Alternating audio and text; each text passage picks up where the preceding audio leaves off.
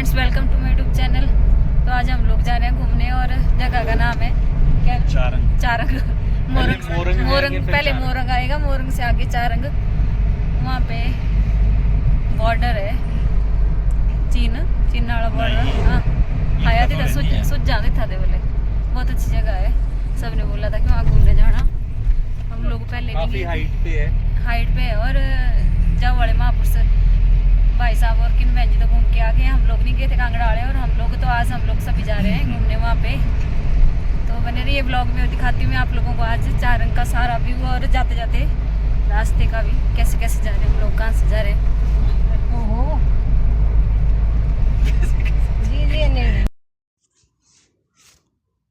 अभी हम लोग रिकांगपियो से चल के यहाँ पहुँच गए मोरंग ब्रिज के पास। जो जैसे कि मैंने आप लोगों को बताया कि चारंग मोरंग से आगे ठंगी स्टेशन है, ठंगी से आगे है चारंग।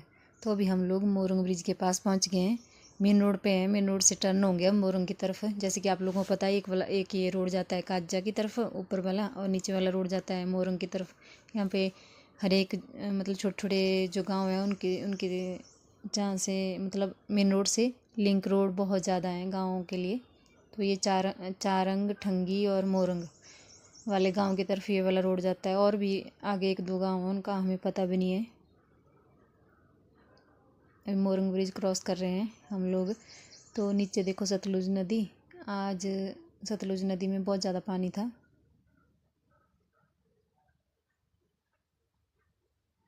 और अभी पहुंच गए हम लोग मोरंग से आगे। तो देखिए रोड कैसा है इधर का। और यहाँ पे रोड सिंगल था एक, तो दूसरा कच्चा था, और तीसरा बैरिकेटर भी नहीं लगे हुए। देखो जैसे आप लोग देख रहे होंगे बैरिकेटर कहीं भी नहीं थे, और रोड भी बहुत कच्चा था कंक्रीट वाला। और ये यहाँ पे भी ये पहाड़ियों के काट काट के बनाया हुआ रोड। और नीचे देखिए एक नदी दिख रही थी हम लोगों को, और ये इतनी साफ़ इसका पानी और ब्लू ब्लू था। यहाँ पे भी ना ये रोड पहाड़ियों को काट के ही काट के बनाया हुआ है। जैसे कि आप लोगों को दिख रहा होना, देखो कैसे दिख रहा है, ऐसे दिख रहा है जैसे पहाड़ी है सामने।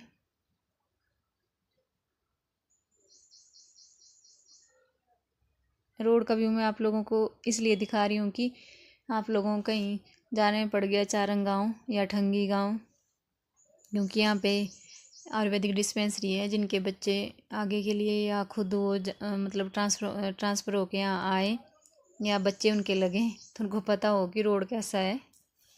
देख लें जिन बच्चों की यहाँ पे पोस्टिंग वगैरह तो नहीं होनी चाहिए नीचे वालों की पर हो जाए, कईयों की हुई है यहाँ पे।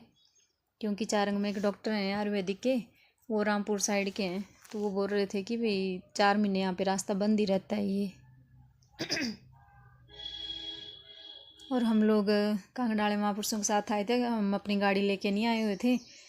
तो अगर अपनी गाड़ी लेके आए होते तो गाड़ी तो यहाँ पे चलती ही नहीं हमारी। पिछली बार भी हम लोग भाई साहब विपिन रांगड़ा जी और किन बहन जी के साथ जा रहे थे चारंग वैली देखने। उस टाइम कांगड़ा वाले महापुरुष जी घर में थे, तो हम लोगों ने डिसाइड किया कि हम चारंग वैली देखने जाएंगे। तो हम लोग तो रास्ते से वापस आ गए थे आधे रास्ते से, और भाई साहब जी विपिन रांगड़ा जी और किन बहन जी चारंग वैली पहुँच के देख के आ भी गए थे। तो जब भी हम लोग घूमने का प्लान बनाते या कहीं जाते हैं तो भाई साहब और बहन जी का जिक्र तो ज़रूर होता है, क्योंकि वो लोग बहुत ही ज़्यादा मतलब बहुत ही ज़्यादा खुश रहते थे हम लोगों को घुमाने के लिए। खुद भी घूमते थे और हम लोगों को भी घुमाते थे, और उन्होंने ही बताया था हमें कि चारंग वैली बहुत ही अच्छी है, आप लोग जाए आना एक बार ज़रूर। तो हम लोग तो शायद जाते कि नहीं जाते, पर कांगड़ाले महापुरुष हम लोगों को ले ही गए। और देखिए आसपास का व्यू कितना प्यारा लग रहा है।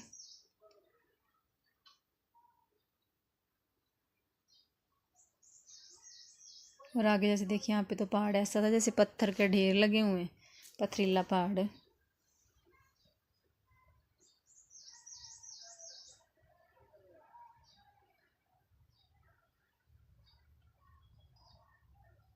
बस ये थोड़ी सी जगह थी ऐसी जहाँ पे थोड़ा सा रोड पक्का दिख रहा था हम लोगों को, और इससे आगे तो फिर से कच्चा आ गया। हम लोग चारंग के साथ साथ एक वैली और है, चारंग वैली के साथ ही आगे जैसे एक पुल आएगा, उस पुल के लेफ़्ट साइड को वो जगह थी जिस गांव में हम लोग गए हुए थे। गलती से चले गए थे, हमें नहीं था पता कि ये रोड चारंग का है, चारंग वैली का है। तो हमने सोचा इस साइड होगी चारंग वैली लेफ़्ट साइड को, तो चारंग वैली राइट साइड को थी पुल से, तो हम लोग गलती से उधर चले गए, पर वो गाँव भी हम लोग घूम आए।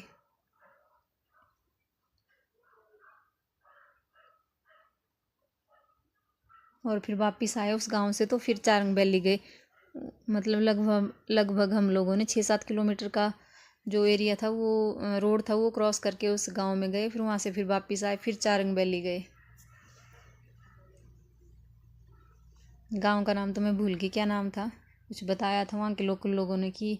और वहाँ पे हम लोगों ने देखा कि छोटे छोटे घर थे और छत उनकी मिट्टी की थी। वो इसलिए बनाए हुए थे उन्होंने वहाँ पे कि वहाँ बर्फ़ पड़ती है, और बर्फ़ के टाइम वो गर्म रहते हैं। छोटे छोटे हाइट के जो घर होते हैं, जैसे 7 फुट के होंगे मेरे ख्याल वो ऊंचाई में। और यहाँ पे एक पुल आया, मैंने तो सोचा यहाँ पे गाड़ी कैसे क्रॉस होगी। देखना जैसे पुल पे गाड़ी आएगी तो ऐसा लग रहा होगा भी इधर उधर चिपक रही है गाड़ी पुल के साथ, पर ये निकल गई।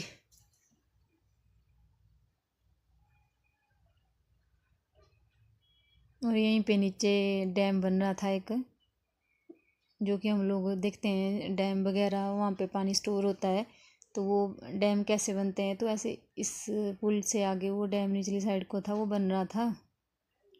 और टनल भी थी एक वहाँ पे।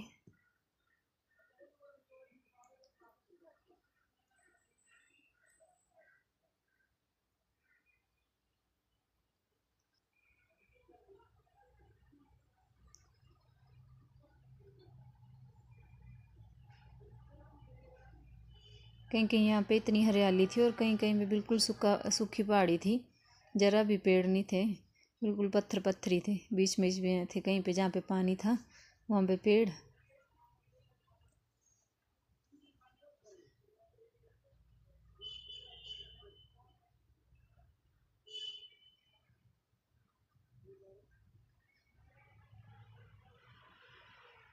हम लोग सभी सोच रहे थे कि नीचे जो पानी दिख रहा है, हम इस पानी तक जरूर जाएंगे। डिसाइड किया कि आती बार जाएंगे, पर हम लोग पहुँचे ही नहीं।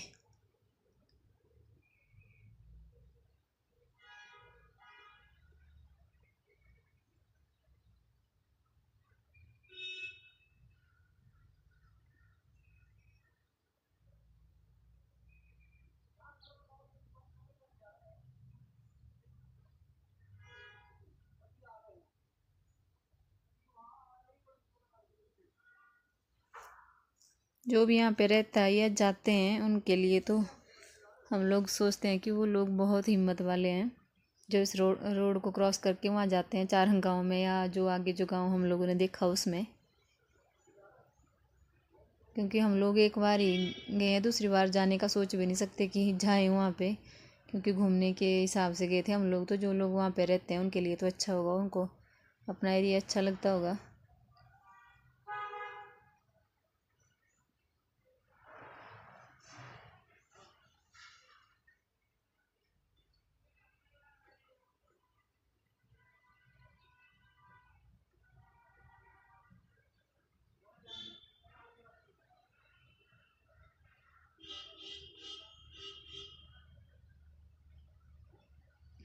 जेसीबी भी यहाँ पहुँच गई है।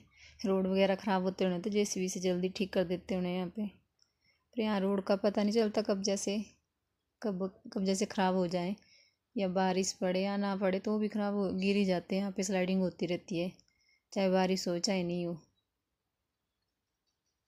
हमारी साइड तो बारिश वगैरह हो तभी रोड ख़राब होते हैं, वैसे तो ठीक रहते हैं। पर यहाँ पे ना बारिश का कोई लेना देना नहीं, क्योंकि बारिश भी यहाँ पे कम होती है। यहाँ पे तो हवा चलती है तो भी पत्थर गिर जाते हैं और रोड बंद हो जाते हैं, स्लाइडिंग हो जाती है हवा से भी। और ये है वो वाला डैम जो बन रहा है, ये खाली डैम है। आप लोग देख रहे होंगे, जब ये हम लोगों ने तो भरे हुए डैम देखे हमेशा, आज मैंने भी पहली बार देखा हुआ खाली डैम। इसके साथ एक पुल और आ गया। साइड में देखो पानी बह रहा है, ये पता नहीं कहाँ कहाँ से निकाला उन लोगों ने। अभी नीचे भरेंगे इसको। यहाँ पे टनल भी बनाई हुई है एक, हम लोग देख रहे थे खड़े होके। पहली बार हम लोगों ने डैम बनता हुआ देखा है।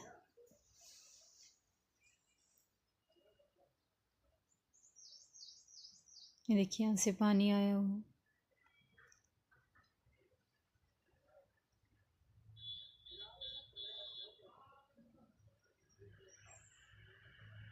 यहाँ पे जो वर्कर आए हुए थे, डैम बनाने वाले जैसे वर्कर होते हैं, कंपनी के थ्रू ही आते होंगे ये लोग, पर हम लोग तो इनके लिए बहुत ज़्यादा वो थे कि ये लोग कैसे रहते हैं। देखो ये बनाए हुए हैं ना उन्होंने शेड वगैरह जैसे लोहे के, तो इसमें ही रहते हैं लोग जो भी यहाँ पे काम करता है। सर्दियों का तो पता नहीं, शायद इनको छुट्टी वगैरह देते होंगे, क्योंकि सर्दियों में तो काम मैक्सिमम बंद ही होते हैं इस साइड।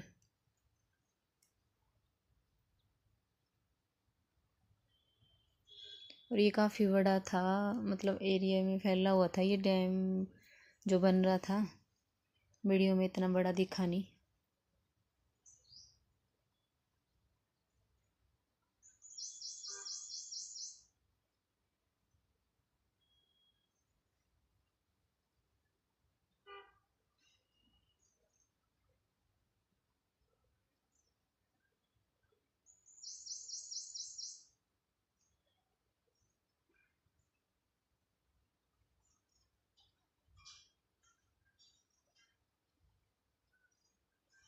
इस एरिया में ना बहुत ज़्यादा हरियाली थी, कितने अच्छे पेड़ थे और घर भी थे यहाँ पे लोकल लोगों के, प्यारे प्यारे। पर हाइट इन घरों की भी थोड़ी कम ही थी, जितनी यहाँ पे रिकांगपिओ में या कहीं और देखी हम लोगों ने ना, उससे कम हाइट वाले घर थे वहाँ पे, चाहे वो लोकल लोगों के थे चाहे मतलब कंपनी वालों ने बनाए हुए हैं।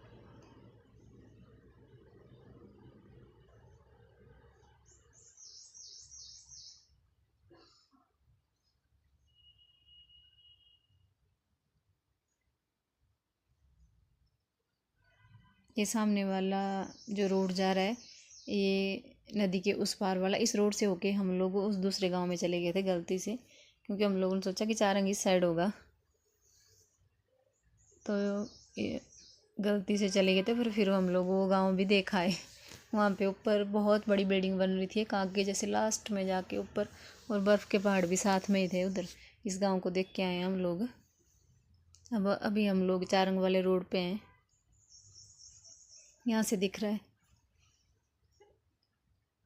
उस गांव की वीडियो मैंने बनाई है, पर वीडियो बहुत ज़्यादा लंबी हो जाएगी, इसलिए मैंने वो नहीं डाली इस वीडियो में। उसको देखूँगी अलग से ही डाल लूँगी, गांव का नाम पूछ के यहाँ मतलब सर्च करूँगी भी उस गांव का क्या नाम था। और अभी हम लोग पहुँच गए जन्नत में, चारंग वैली में। ये देखिए चारंग वैली का आसपास का व्यू, जहाँ पे गाड़ी खड़ी करी हम लोगों ने ना। अब यहाँ से आगे हम लोग पैदल चलेंगे, क्योंकि आगे रास्ता भी नहीं है और सबकी गाड़ी यहीं पे खड़ी हुई है।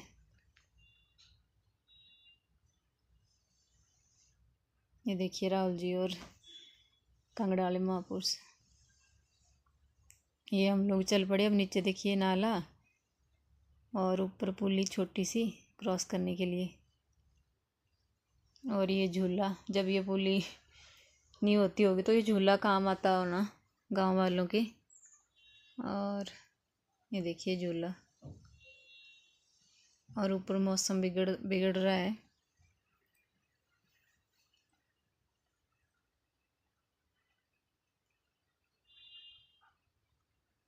देखिए ऊपर ऊपर बर्फ़ पड़ी हुई है, और बर्फ़ के पहाड़ भी साथ में ही थे। और हम लोग स्वेटर वगैरह ले गए थे, यहाँ पे ठंड भी लग रही। जैसे हम लोग गाड़ी से बाहर निकले तो यहाँ पे मौसम बिल्कुल चेंज था, बिल्कुल ठंडा था। अभी तो थोड़ी थोड़ी ठंड लग रही थी हम लोग जब उतरे गाड़ी से, क्योंकि हम लोग गर्म नीचे से थोड़ी गर्मी थी, वहाँ से आए थे तो हम लोगों को कम ठंड लग रही थी। और हम लोग खाना लेके जा रहे थे, अब देख रहे थे जगह भी कहाँ जैसे बैठ के खाएं। और यहाँ पे छोटे छोटे घोड़े दिख रहे हैं आप लोगों को ना, ये लोग सामान इसी में ढो रहे थे, ईंटें वगैरह देखो लेके जा रहे हैं।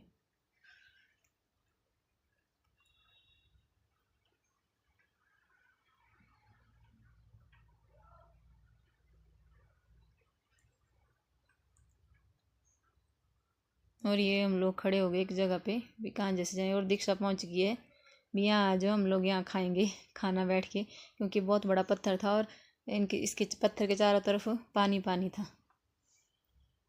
तो यहाँ से व्यू कैसा दिख रहा है चारंग वैली का। और ये हम लोग बैठ के खाना खाने के लिए, मैंने सोचा यहाँ पे वीडियो बना लेती हूँ। पर यहाँ पे इतनी हवा थी, इतनी ठंड लग रही थी हम लोगों को। वीडियो बनाने लगी तब तक मेरा खाना ही ठंडा हो गया, गर्म था। ये देखो दीक्षा बैठी हुई है। दीक्षा ने बनाया था पूरा खाना, मेरे को मना किया था कि आप मत बनाना, मैं बना के लाऊंगी। तो इस बेटी ने बनाया था। ये कांगड़ाले महापुरुषों की बहू है।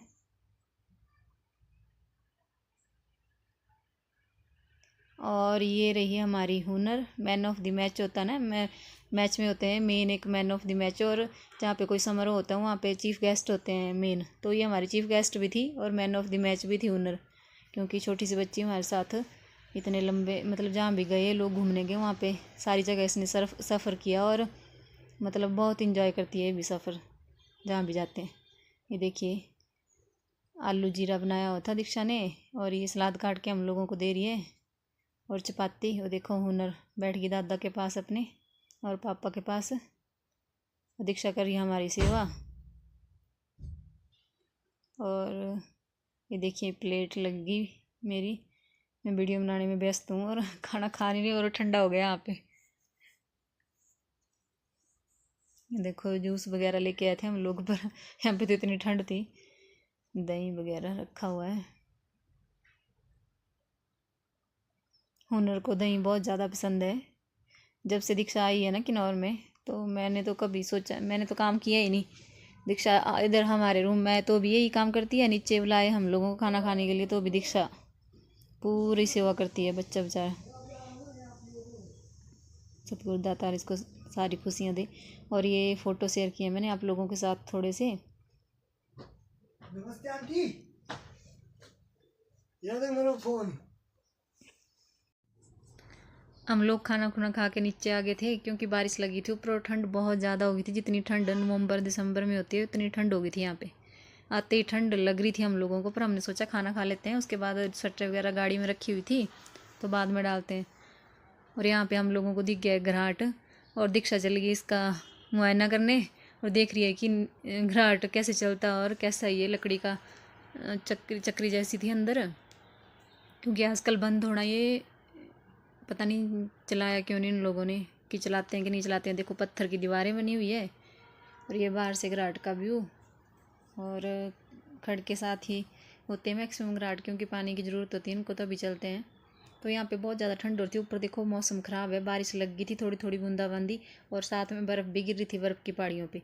और हम लोगों को लग रहा था कि नवंबर दिसंबर का महीना है, तो देखने के हिसाब से तो जन्नत ही थी यहाँ पे, क्योंकि नीचे से गर्म इलाके से लोग यहाँ आते हैं तो उनको तो यही लगेगा जन्नत है। और देखो कितने छोटे छोटे कमरे बनाए हैं उन्होंने, पता नहीं मतलब घराट भी है और साथ में कमरे भी थे छोटे छोटे हम लोगों ने देखे। और यहाँ पे एक मैप टंगा हुआ था।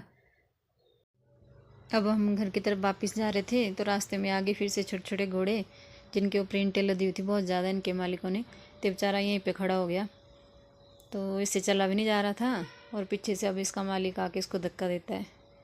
शायद इसमें ज़्यादा ईंटें भर दी होगी, यहाँ पे लोग घोड़ों पे ही सामान वगैरह ले जाते हैं उन्हें। तो मैं अपने ब्लॉग का भी यहीं पे एंड करती हूँ, क्योंकि अब हम लोग घर की तरफ जा रहे हैं और ठंड भी बहुत ज़्यादा लगी हुई है। और मैं धन्यवाद करती हूँ कांगड़ाले महापुरुषों का, जिन्होंने हम लोगों को यहाँ तक पहुँचाया, इस जन्नत का नज़ारा दिखाया। और किन बहन जी और भाई साहब जी का भी धन्यवाद, जिन्होंने हमें बोला था कि आप लोग इस वैली को ज़रूर घूम के आना। मिलती हूँ आप लोगों को अगले